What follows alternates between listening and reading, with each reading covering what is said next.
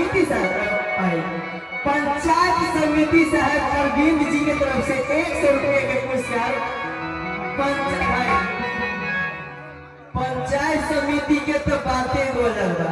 वो उचित ही आप वसूल करके माने खरीद ली वजह ना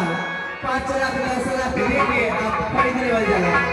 आप तो 100 रुपये दे दे भाई की बात है कि हम सभा पर होई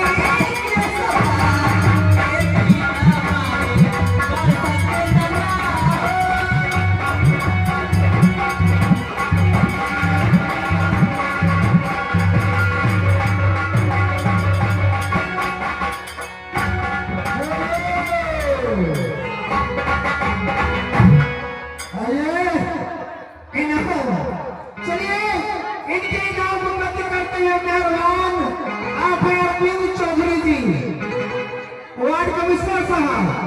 आप हैं अरविंद चौधरी जी वार्ड कमिश्नर साहब आपकी तरफ से इनके लिए 101 रुपए का इनाम है मेरी तरफ से बहुत धन्यवाद बड़ी ताली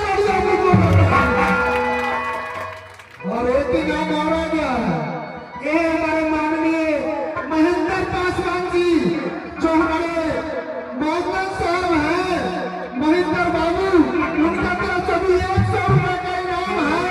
इन इनाम के लिए हमारे कंपनी की ओर से हार्दिक अभिनंदन और महेंद्र बाबू एजेंट है समझी ना